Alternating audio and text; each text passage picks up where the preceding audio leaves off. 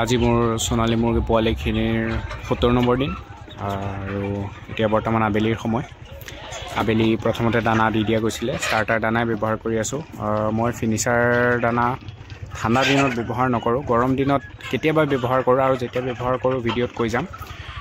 এতিয়া বৰ্তমান সোণালীৰ যিটো গডৰেজ কোম্পানীৰ ষ্টাৰ্টাৰ দানা সেইটোৱে ব্যৱহাৰ কৰি আছোঁ। আৰু বাকী পানীত কোনো ধৰণৰ মেডিচিন নাই, ঠাণ্ডা চাফা পানী। মুৰ্গীৰ ঠাণ্ডা দিনত বহুতো ফাৰ্মাৰৰ পৰা আপোনাৰ ফোন আহিছে, বহুত যোনখিনি চিনাকি ফাৰ্মাৰ, দূৰ দূৰণিৰ ফাৰ্মাৰো আছে। এটাই সমস্যাৰ সন্মুখীন হৈছে ফাৰ্মাৰবোৰে যে ঠাণ্ডা দিনত ইনফেকচিয়াছ কোৰাইজা, যোনটো চকুটো ফুলি যায়, পানী ওলাই থাকে, তাৰপিছত CRD হাঁচিয়াই থাকে।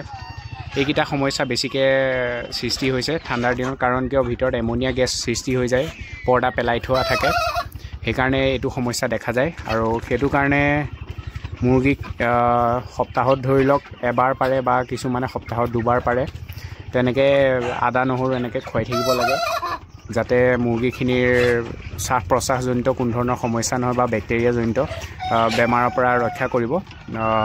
পাৰিলে কাৰোবাৰ ঘৰত যদি আৰু হালধিও থাকে, কেঁচা হালধিও দি দিব পাৰে আদা নহৰুৰ লগতে।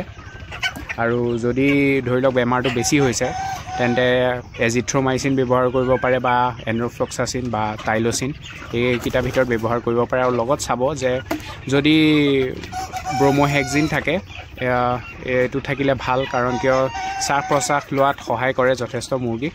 মানে যদি চৰ্দি হৈ পেলাই মুখ মেলি মেলি CRD হৈ গৈছে, বেছিকৈ মুখ মেলি মেলি উশাহ নিশাহ লৈ আছে, তেন্তে চাব যে এইকেইটা এণ্টিবায়'টিকৰ লগতে ব্ৰম'হেক্সিন মিক্স থাকে, তেতিয়াহ'লে মুৰ্গীৰ বেমাৰ বহুত সোনকালে ঠিক হ'ব। সোনকালে মানে 2-3 দিনত মুৰ্গীৰ বেমাৰেই ঠিক হৈ যাব। আৰু আজি ভিডিঅ'টো ইমানখিনিতে সামৰণি মাৰিছোঁ। ধন্যবাদ।